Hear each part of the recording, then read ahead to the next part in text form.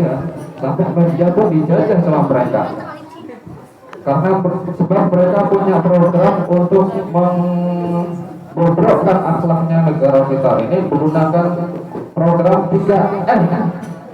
F F F lah pokoknya.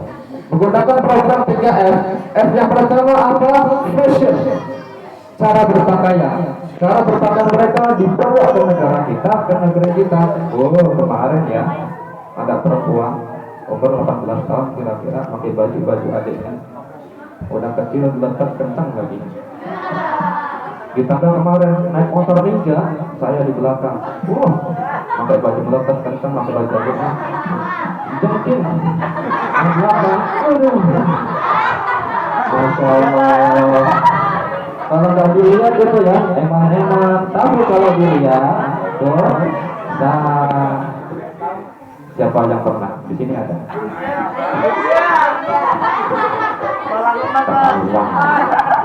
Nah itu akhlak kita dijajah oleh mereka. Itu baru akhlak. Ada lagi FF yang lainnya. Ada 3 FF. Yang pertama adalah akhlak. Itu baru baju, bagian atas, belum lagi bagian bawah. Bagian atas pakai baju kecil punya adiknya. Bagian bawah mereka bentuk juga 3 nama. Nama pertama celana Hawaii. Celana Hawaii itu celana yang dari betis ke lutut, itu celana Hawaii. Lalu ada celana Wahai. Wahai itu dari sini ke sini, celana Wahai. Ke atas lagi celana Hai. Jadi semakin ke atas semakin enak gitu. Nah itu ya. Fashion sudah dijajah sama mereka. Itu F yang pertama. F yang kedua apa? Food apa? Makanan pintar. Jempol buat kalian. F yang pertama. F yang kedua adalah food, makanan. Makanan tak luput juga dijajah oleh mereka. Bayangin, makanan kita dengan makanan orang guru-guru kita ini tidak jauh. Guru-guru kita makannya pelok, bolet, borong, jagung kuning, sega kuning, bola gedang, roti, borong barbatu. Semua komplit makanan. Berbeda dengan zaman kita ya, zaman era zaman now. Ya, makanannya itu terbang fried chicken, Kentucky, hot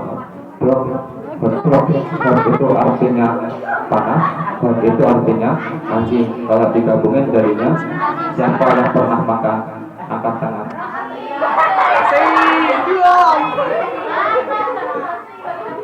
Berarti atau berarti dan sebagainya. Itu makanan mereka. Kita ini secara sudah langsung dijajah sama mereka. Mulai dari fashion, makanan, lalu F yang ketiga adalah fun.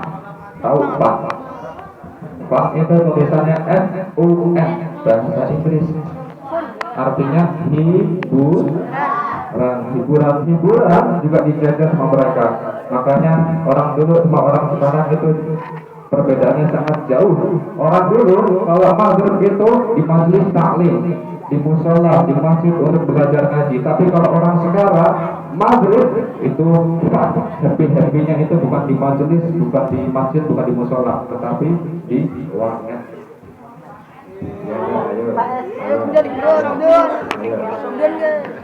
Bermain game, PlayStation, Facebookan, Twitteran, BBM-an, chattingan, kencingan, dan lain sebagainya. Kok ketawa? Bener? Yang F yang pertama adalah fashion. F yang kedua food, apa food? Makanan. F yang ketiga adalah fun. Apa itu fun? Hiburan. Secara tidak langsung kita sudah dijajah oleh mereka. Oleh karena itu inilah tugas-tugas kalian semua, tugas-tugas kita semua untuk memperbaiki akhlak. Nah, akhlak seperti apa yang diperbaiki oleh Rasul? Yang pertama adalah akhlak kepada Allah Subhanahu wa Ta'ala. Kalau akhlak kita sudah benar kepada guru-guru kita, kepada kedua orang tua kita, pastilah akhlak kepada Allah juga sudah betul, insya Allah. Bahkan orang-orang sekarang dalam bertutur kata pun juga tidak berakhlak. Ada apa ya? Ada yang tahu gak? Nggak ada, kasihnya tidak. Cara bertutur akhlak orang zaman sekarang itu tidak berakhlak, dikarenakan sangat jarang sekali mengikuti pengajian, nggak mau kumpul sama para ulama, nggak mau kumpul sama kiai, nggak mau kumpul sama ustazah, para kiai, habaib, nggak mau kumpul, tetapi banyak bertanya. Contohnya kemarin saya ditanya sama orang, Ustaz, saya mau tanya. Iya, tanya apa? Saya mau tanya, Ustaz, kenapa Pak sholat dalam tahiyat itu ngacungnya itu pakai telunjuk, Ustaz? Kok nggak pakai jempol? Kenapa, Ustaz? Kan lebih mantap gitu, Ustaz. At-tahiyyatul mubarakatuh sholawatut thayyibatulillah. Assalamualaikum ayyuhan nabi wa rahmatullahi wa barakatuh. Assalamualaikum wa ala ibadillahis shalihin. Asyhadu an la ilaha illallah. Kan lebih mantap gitu, Ustaz, daripada pakai ini gitu. Nggak saya jawab. Pertanyaannya lembek, tapi benar itu. Saya jawab begini. Di dalam jari telunjuk itu ada syarah, tahu syarah, saluran yang nyambung sampai ke hati. Makanya kalian kalau salim sama orang tua, salim sama guru-guru, dicium nih bagian tangan, dicium, bukan di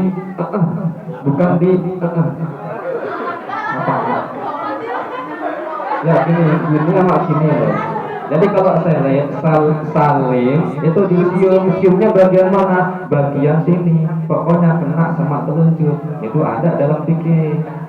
Kenapa kok dalam telunjuk? Iya, ketika kita salim kepada guru, kepada orang tua, kok kena telunjuknya? Kena sampai langsung ke dalam hati.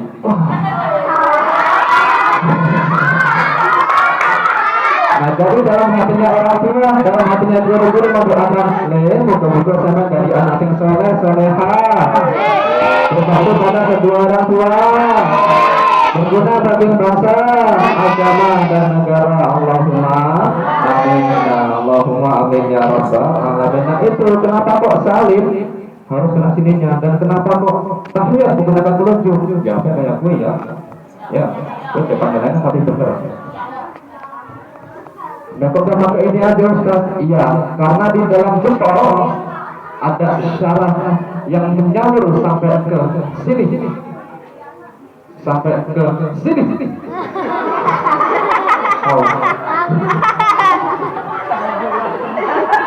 Di dalam jempol ada syaraf yang menyalur sampai ke sini, ke kemana? Luar. Makanya kalau kita sering melihat teman-teman kita yang jempolnya gede, berarti kemaluannya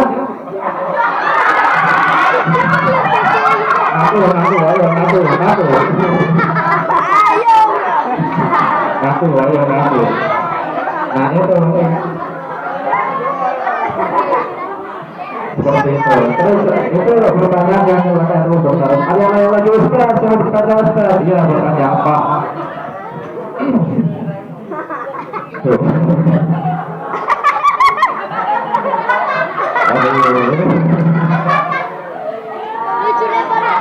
Ada lagi santri di salah satu pesantren bertanya sama saya, Ustaz, saya mau tanya. Ya, tanya apa?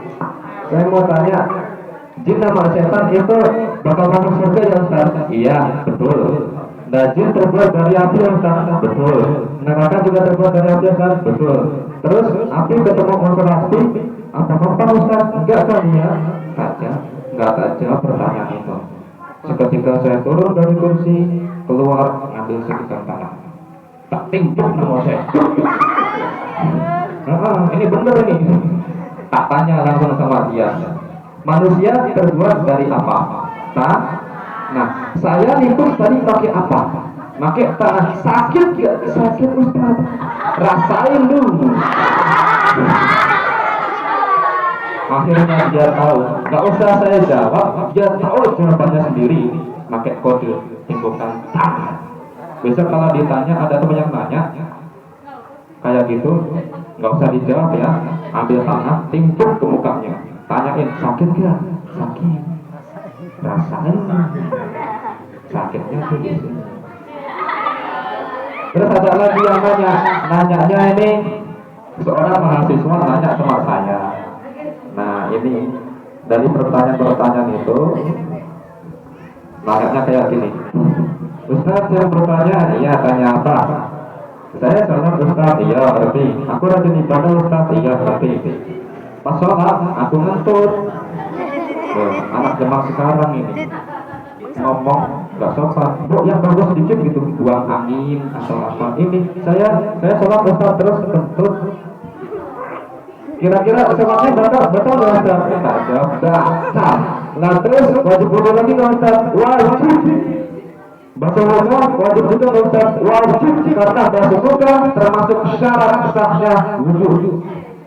Nah itu yang saya bingung Ustaz. Bingung apa? Yang kedua kan pantatnya. Kok yang dibasuh wajahnya? Itu yang saya bingung kata dia. Lagi-lagi saya gak jawab. Tak tanya balik dia. Kira-kira, ya mas ya, kan mahasiswa. Kira-kira kalau lu kentut, yang malu itu pantatnya atau mukanya? Mukanya Ustaz. Nah itu. Jadi kalau yang kentut mukanya,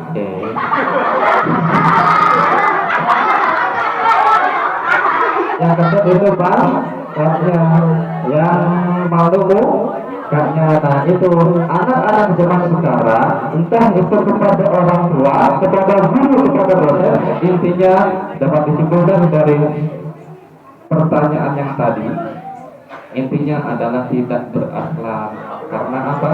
Tidak adanya, kurangnya mengaji, kurangnya berkumpul dengan para ulama, kurangnya berkumpul dengan para kiai, kurangnya berkumpul dengan para habaib, sehingga akhlaknya dalam bertutur kata itu kurang. Itu yang pertama. Yang kedua, akhlak kepada siapakah yang Rasul sempurnakan? Yang kedua adalah akhlak kepada sesama. Akhlak kepada sesama. Ada suatu kisah itu terjadi pada waktu Nabi ingin memimpin sholat jamaah di masjid. Nabi itu keluar dari rumah. Ketika sampai di depan salah satu rumah, ada nenek-nenek yang ngeludahin kanjeng Nabi dari atas. Cuy, pelak. Dari mana? Dari atas. Cuy, pelak. Kanjeng Nabi balas dengan apa? Dengan akhlak, dengan senyuman. Dengan senyuman. Di hari kedua, lagi-lagi ketika sampai di depan rumah nenek-nenek, dibalas lagi dengan kanjeng Nabi dengan akhlak, dengan senyuman. Di hari ketiga, lagi-lagi diludahin, dibalas oleh kanjeng Nabi dengan senyuman. Ketika sampai di hari keempat, ketika sampai di depan rumah, kanjeng Nabi bingung. Duh, kok nggak ada yang ngeludahin? Langganan saya mana ini? Aku kan punya langganan apa? Biasa ngeludahin. Kanjeng Nabi bingung, lantas bertanya kepada sahabat. Sahabat bertanya kepada kanjeng Nabi, ya Nabi, sedang apa engkau di sini wahai Rasulullah? Kanjeng Nabi menjawab, saya menunggu langganan saya. Saya menunggu seseorang yang senantiasa meludahi saya di tempat ini. Mungkin pulang ya Nabi? Ya mungkin pulang.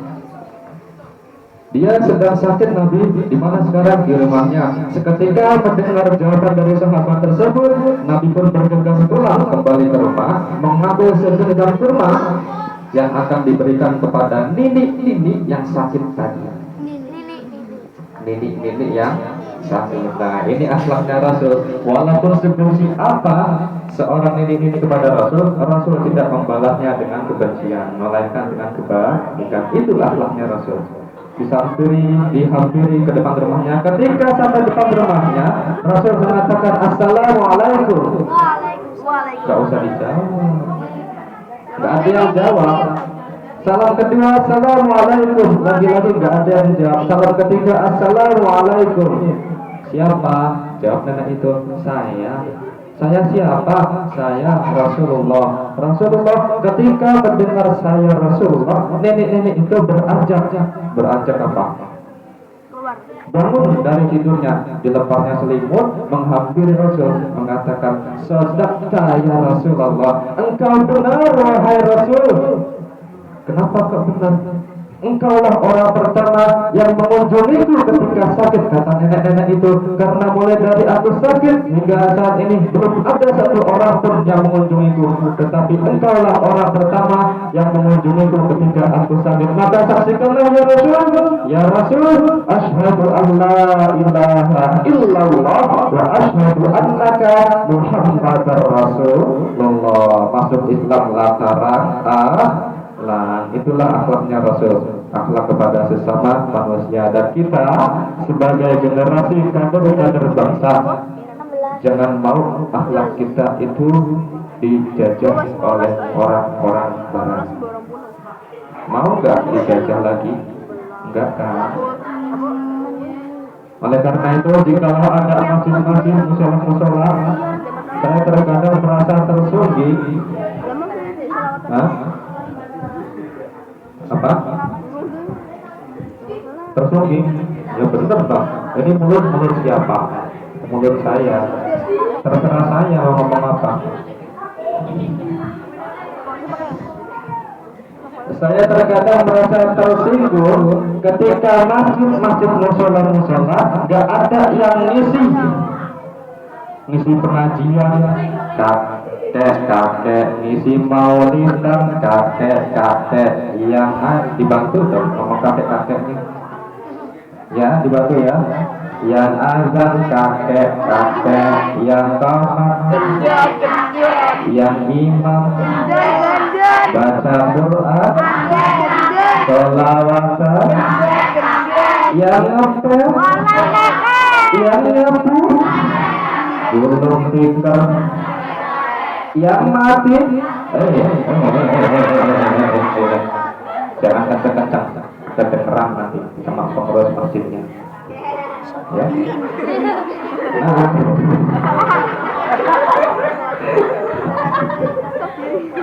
Jangan sebut nama, kedengeran.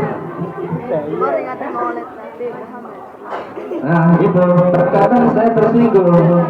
Yang ngisi, yang ada kakek, yang komat kakek, imam kakek, tadarus kakek. Yang muda pada kemana? Katanya generasi bangsa. Pada kemana yang laki-laki? Nah, oleh karena itu bersemangatlah untuk mengisi kegiatan religius, kegiatan keagamaan. Besar-besar saya ngisi masjid itu generasi muda sekarang. Atau di tahun depan yang bicara di depan sini adalah kalian. Atau tahun depan yang bicara di sini adalah kalian. Sebagai apa? Melatih diri untuk menjadi pemimpin di masa mendatang. Karena ada suatu kata-kata mutiara, sebagai yaum rijal. Nggak ada yang tahu. Sebagai yaum rijal. Pemimpin hari ini adalah pemimpin masa depan. Maka saya bilang di awal, belum tentu 10 tahun, 20 tahun, 30 tahun ke depan yang tua-tua masih sanggup melaksanakan tugasnya. Ini kita yang masih muda. Ketika yang tua udah nggak mampu lagi untuk mengurus kepemimpinan, kita yang muda-muda yang melengkapi kepemimpinan tersebut. Ayo kita bersama-sama menundukkan kepala kita sejenak. Kita berdoa kepada Allah Subhanahu wa taala. Kita pejamkan mata kita sejenak.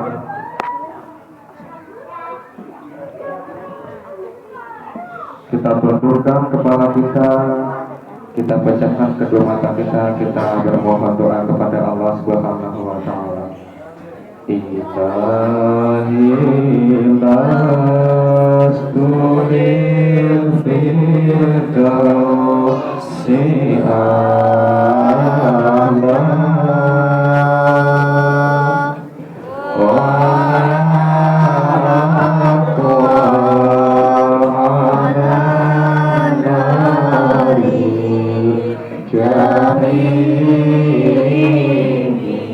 hadirkan hati kalian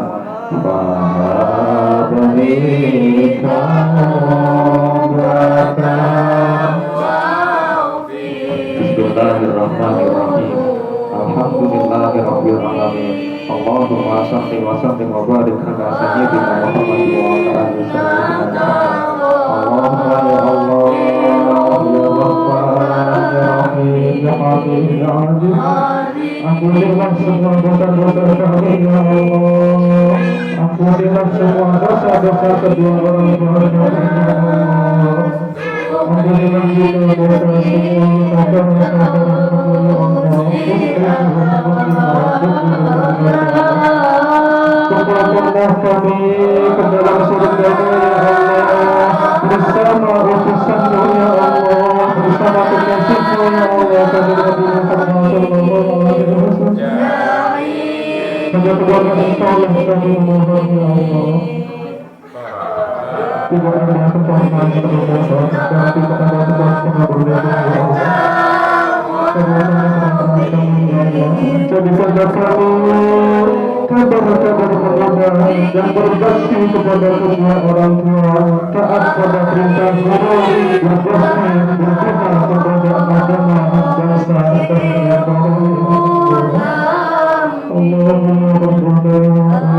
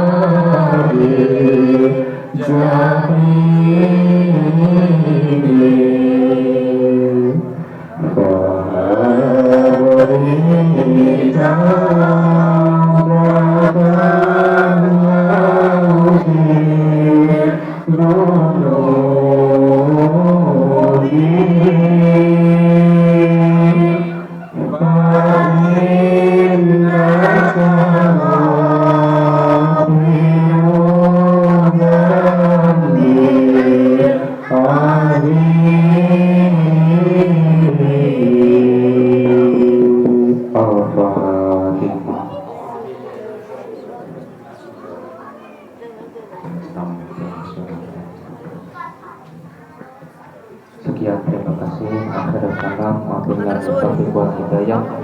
Wassalamu